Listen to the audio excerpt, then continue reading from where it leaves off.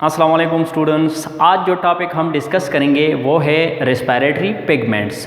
Respiratory pigments की definition को अगर हम देख लें, अ मालिक्यूल दे ट्रांसपोर्ट और स्टोर रेस्पिरेटरी गैसेस, यानी ऐसा मालिक्यूल या केमिकल कंपाउंड जो हमारे रेस्पिरेटरी गैसेस को, जो हमारे बॉडी में रेस्पिरेटरी गैसेस होते हैं यानी कार्बन डाइऑक्साइड और ऑक्सीजन, या उनको बॉडी में ट्रांसपोर्ट करते हैं और या उनको स्टोर करते हैं।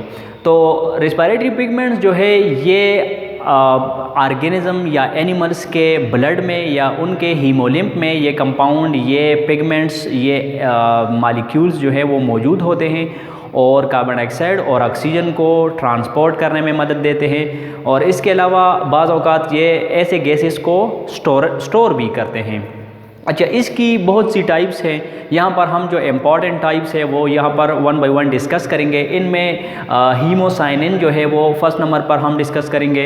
इसके अलावा हीमेरिथ्रिन जो है वो दूसरे नंबर पर है और थर्ड नंबर पे हमारे साथ है क्लोरोक्यूरिन जो पिगमेंट है वो हम डिस्कस करेंगे।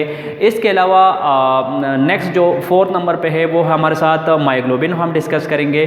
और एंड में जो मोस्ट इम्पॉर्टेंट है, जो ह्यूमन बींग में मौजूद होता है, वो हीमोग्लोबिन है, वो हम डिस्कस करेंगे। तो इसमें फर्स्ट नंबर को अगर हम देख लें, हीमोसाइनिन। हीमोसाइनिन क्या है? ये एक ऐसा पिगमेंट है जो कि मोलस्क में पाया जाता है और क्रस्टेशियंस में पाया जाता है। मोलस्क में इसके ऐसे एग्जांपल्स क्या है जिनमें हीमोसाइनिन मौजूड होता है? तो स्नेल और स्लग में ये मौजूद होता है। और इसके अलावा क्रस्टेशियंस जो कि हमारे साथ आर्थ्रोपोड्स की जो सब डिवीज़न है, तो ये जो लॉबस्टर है और हॉर्स शू क्रैब जो है, ऐसे एग्जांपल्स है। जो चार जो एग्जांपल यहाँ पर हमने लिखे हैं, स्नेल, स्लग, लॉबस्टर और हॉर्स शू क्रैब जो है, इन तमाम ऑर्गेनिज्म में क्या होता है? इनमें हीमोसाइनिन पिगमेंट मौजूद होता है। हीमोसाइनिन जो है ये इसमें कापर मौजूद होता है, कापर एलिमेंट इसमें मौजूद होता है। और इसकी रंगत, कलरेशन को अगर हम देख लें तो ब्लूइश इन कलर होता है व्हेन ऑक्सीजनेटेड। जब ये पिगमेंट हीमोसाइनिन ऑक्सीजनेटेड होता है तो इसकी रंगत जो है वो ब्लूइश होती है, ब्लू कलर में होती है। और इसके अलावा जब ये डीऑक्सीजनेटेड हालत में होती है तो फिर ये जो है कलरलेस होता है। फिर इसकी जो है कलर कोई भी नहीं होती, ये कलरलेस होता है। वाटरी कलर जो है इसका होता है, कलरलेस होता है। तो ये हीमोसाइनिन हो गया। नेक्स्ट जो हमारे साथ है वो है हीमेरिथ्रिन। हीमेरिथ्रिन जो है वो एक ऐसा पिगमेंट है जो कि मेरीन बॉटम ड्वेलिंग वर्म्स में पाया जाता है। मेरीन जो कि समंदर में मौजूद, बॉटम में मौजूद जो वर्म्स होते हैं उनमें ये पिगमेंट मौजूद होता है। और ऐसे वर्म्स की एक एग्जांपल अगर हम देख लें तो सेपनकुलिड्स, या इनको पीनट वर्म्स भी कहा जाता है।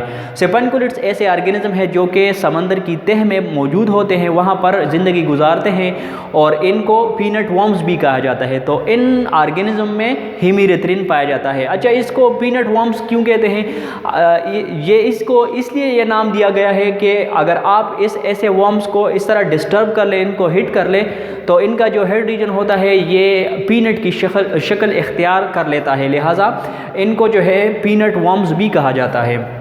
अच्छा, इस हीमेरिथ्रिन जो है नाम से ज़ाहिर है इसमें हीम मौजूद होगा, आयरन कंटेनिंग प्रोटीन पिगमेंट है। इनमें आयरन और प्रोटीन जो है वो मौजूद होते हैं इस पिगमेंट में। इसके अलावा कलरेशन की तरफ अगर हम आ जाएं तो ये जब डीऑक्सीजनेटेड होता है हीमेरिथ्रिन तो ये कलरलेस होता है, और जब ये ऑक्सीजनेटेड हो जाता है तो इसकी कलर जो है वो पिंक कलर हो जाती है। इसकी पिंकिश कलर जो है वो नज़र आती है। अच्छा, थर्ड नंबर पर जो हमारे साथ है वो क्लोरोक्यूरिन है। क्लोरोक्यूरिन जो है ये तकरीबन हीमोग्लोबिन की तरह इसकी स्ट्रक्चर है, इसकी केमिकल जो स्ट्रक्चर है वो हीमोग्लोबिन की तरह है। ये जो है ये कहाँ पर मौजूद होता है, कौन से जानदारों में मौजूद होता है? तो ये पोलिकीट वर्म्स में मौजूद होता है। और पोलिकीट वर्म जो है ये एनालिड्स की एक क्लास है। पोलिकीट क्या है? ये एक एनालिड जो ग्रुप है, पाइलम है हमारे साथ, उनकी एक क्लास है। और इनमें फिर मुख्तलिफ दो तीन किस्म की फैमिलीज़ हैं जो जिनमें ये क्लोरोक्यूरिन जो है सेपिलिडी है और सेबिलिडी है, वो जो है इनमें दो तीन फैमिलीज ऐसी हैं जिनमें ये क्लोरोक्रीरिन पिगमेंट मौजूद होता है। अच्छा, इसमें भी आयरन मौजूद होता है, इट कंटेन आयरन, और इसकी कलरेशन को अगर हम देख ले तो ये ग्रीन होता है व्हेन डीऑक्सीजनेटेड। जब ये डीऑक्सीजनेटेड होता है तो इसकी कलर जो है वो ग्रीन होती है, और जब ये ऑक्सीजनेटेड हो जाता है तो ये ब्राइट रेड कलर में हमें नज़र आएगा। फिर तो ये ब्राइट रेड कलर जो है ये ऑक्सीजनेटेड हेमोग्लोबिन की तरह ये जो है कलर देता है। हेमोग्लोबिन भी जब ऑक्सीजनेटेड हो जाता है तो इसकी कलर ब्राइट रेड हो जाती है, और ये भी जब ऑक्सीजनेटेड हो जाता है तो ये भी ब्राइट रेड होता है। लिहाजा इसकी रिजेम्बलेंस क्लोरोक्रीरिन की जो है वो हेमोग्लोबिन के साथ काफ़ी ज़्यादा है।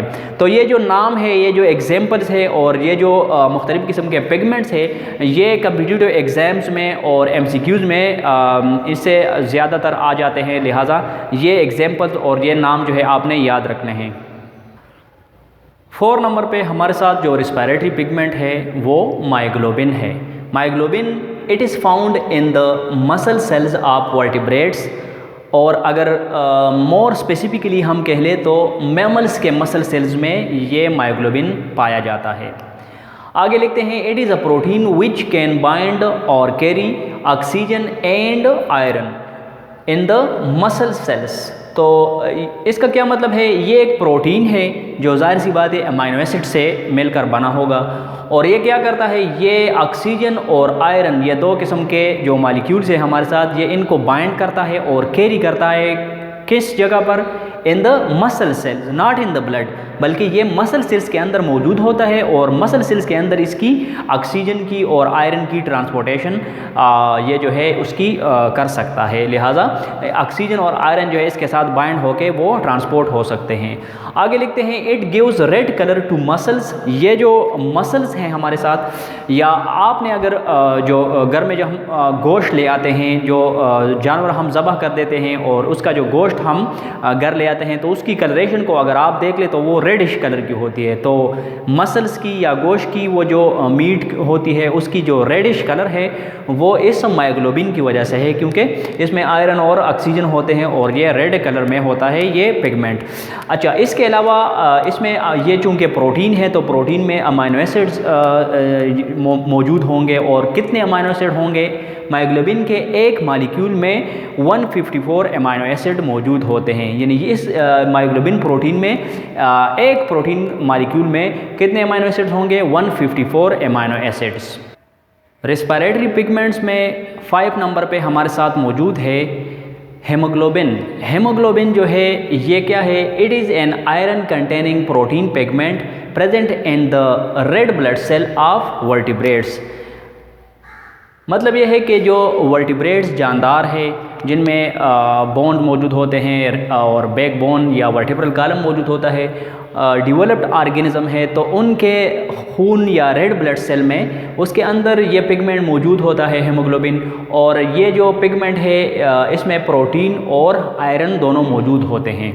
अच्छा, इसके डिटेल में आगे लिखते हैं कि इसका फंक्शन क्या है, हेमोग्लोबिन क्या काम करता है। हेमोग्लोबिन जो है ये एक ट्रांसपोर्ट पिगमेंट है, रिस्पिरेटरी पिगमेंट है, लिहाजा ये ऑक्सीजन की ट्रांसपोर्ट करता है। जो रिस्पिरेटरी आर्गन्स है, रिस्पिरेटरी आर्गन्स हर जानदार में मुख्तलिफ हो सकते हैं।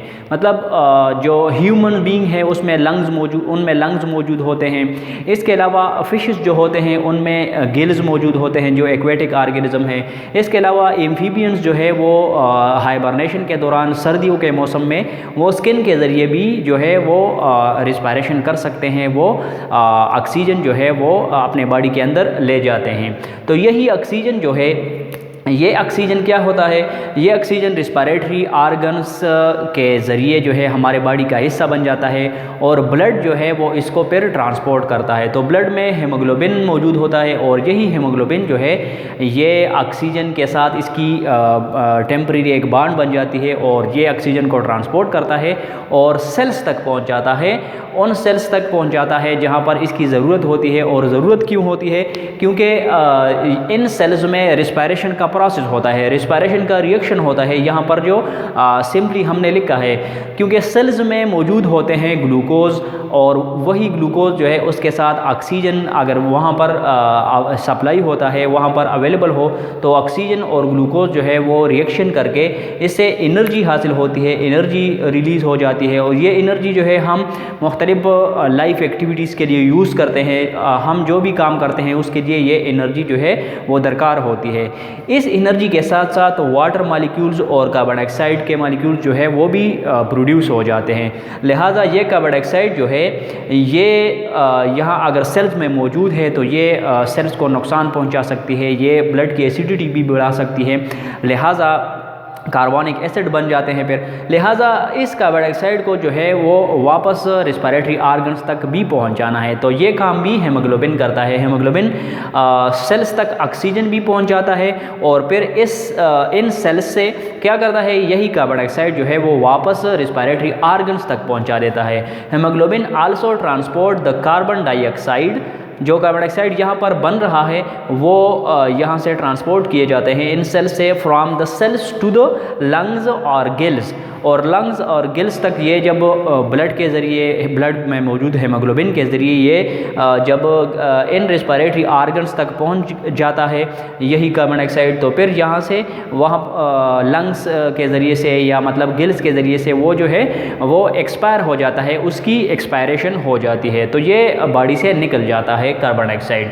अच्छा, हेमोग्लोबिन जो है ये चूँकि एक मालिक्यूल है, एक केमिकल मालिक्यूल है, लिहाजा इसकी कुछ अगर केमिकल नेचर की तरफ हम देख ले या केमिकल फार्मूला अगर हम इसको देखना इसका मालूम करना चाहे, तो ये जो है इस बॉक्स के अंदर ये इसका केमिकल फार्मूला यहाँ पर दिया गया है, जिसमें carbon, hydrogen, nitrogen, oxygen, sulphur और आयरन के एटम्स मौजूद है। तो यहाँ पर नंबर्स भी दिए गए हैं कि कार्बन के 2932 जो है हमारे साथ एटम्स हैं, हाइड्रोजन के 4724 एटम्स हैं, नाइट्रोजन के 828 एटम्स है, ऑक्सीजन के 840 एटम्स है, सल्फर के 8 है, और आयरन के 4 एटम्स मौजूद है। यानी एक हेमोग्लोबिन में इतने सारे एटम्स जो है वो मौजूद होते हैं। अब आते हैं हेमोग्लोबिन के स्ट्रक्चर की तरफ। तो स्ट्रक्चर में अगर हम देख ले तो यहाँ पर यह स्ट्रक्चर दिया गया है हेमोग्लोबिन का, इसमें हमको 4 चेन नज़र आ रहे हैं, 1 2 3 4, ये 4 चेन मुख्तलिफ कलर में यहाँ पर हमको नज़र आ रहे हैं, रेड, ब्लू और रेड। इन स्ट्रक्चर्स, ये जो चेन्स है इनको पॉलीपेप्टाइड चेन कहा जाता है। ये एक हेमोग्लोबिन के अंदर ये 4 पॉलीपेप्टाइड चेन मौजूद होते हैं। ऊपर वाले 2 जो चेन है इनको हम अल्फ़ा 1 और ये वाला जो है अल्फ़ा 2 चेन कहलाता है। इसके अलावा ये वाला जो है बीटा 1 चेन है, ये वाला बीटा 2 चेन है। तो ये हमारे साथ 4 पॉलीपेप्टाइड चेन हो गए। इन ये जो ऊपर वाले पॉलीपेप्टाइड चेन है अल्फ़ा 1 और अल्फ़ा 2, इनमें अमाइनो एसिड्स की तादाद ज़ाहिर सी बात है कि ये अगर प्रोटीन से बना है, ये प्रोटीन इन नेचर है, तो ये अमाइनो एसिड से मिलकर बना होगा। पॉलीपेप्टाइड का मतलब भी यही होता है कि ये अमाइनो एसिड से मिलकर बना होगा और ये प्रोटीन जो है प्रोटीन मालिक्यूल होगा। तो दोनों अल्फ़ा 1 और अल्फ़ा 2 चेन जो हमारे साथ है इनमें 141 अमाइनो एसिड मौजूद होते हैं। नीचे वाले जो बीटा 1 बीटा 2 चेन है इनमें 146 अमाइनो एसिड मौजूद होते हैं। तो अगर इन तमाम जो अमाइनो एसिड्स हैं इनको हम कलेक्टिवली देख लें, इनको हम ऐड करें, अल्फ़ा 1 अल्फ़ा 2 बीटा 1 बीटा 2 के 141 146 इन अमाइनो एसिड्स को हम अगर ऐड कर लें तो 4 पॉलीपेप्टाइड चेन्स में 1 2 3 4 इन चारों पॉलीपेप्टाइड चेन में हमारे साथ 287 अमाइनो एसिड्स जो है वो मौजूद होंगे। अमाइनो एसिड्स कंप्लीट एक हेमोग्लोबिन मॉलिक्यूल में 4 पॉलीपेप्टाइड चेन है और इन 4 पॉलीपेप्टाइड चेन में टोटल हमारे साथ 287 अमाइनो एसिड्स मौजूद होते हैं। अच्छा, एक बात ये जहन में रख ले कि एक जो पॉलीपेप्टाइड चेन है उनके दरमियान में एक हीम ग्रुप मौजूद होता है। ये आपको जो ग्रीन कलर में सर्कुलर राउंड स्ट्रक्चर जो आपको नज़र आ रही है, ये क्या है? ये एक हीम ग्रुप है जो कि उनके हर चेन के स्ट्रक्चर सेंटर में मौजूद होता है। अच्छा, इसमें इस हीम ग्रुप के फिर सेंटर में अगेन सेंटर में एक Fe आपको नज़र आ रहा है, Fe लिखा गया है। तो Fe का मतलब है आयरन एटम मौजूद होता है। इस चेन के अंदर एक आयरन एटम है, इस चेन के अंदर आयरन एटम एक मौजूद है, यहाँ पर एक आयरन है, यहाँ पर एक आयरन सेंटर में मौजूद है। हीम ग्रुप है, हीम ग्रुप के सेंटर में फिर एक आयरन मौजूद होता है। लिहाजा यहाँ पर 1 2 3 4 आयरन भी हो गए और यहाँ पर स्ट्रक्चर और केमिकल फार्मूले से दोनों से जाहिर है कि आयरन के 4 एटम्स मौजूद होते हैं एक हीमोग्लोबिन मॉलिक्यूल के अंदर। तो ये हीमोग्लोबिन की डिटेल्स हो गई और ये हमारा आज का टॉपिक था जिसमें हमने रेस्पिरेटरी पिगमेंट्स के बारे में डिटेल से डिस्कस किया। तो आज के लिए इतना काफ़ी है। इंशाल्लाह नेक्स्ट लेक्चर में मज़ीद रेस्पिरेशन के बारे में हम डिस्कस करेंगे। तब तक के लिए इजाज़त दीजिए। चैनल को ज़रूर सब्सक्राइब करें ताकि आप नए आने वाले लेक्चर्स की नोटिफिकेशन बर वक्त हासिल कर सकें। शुक्रिया।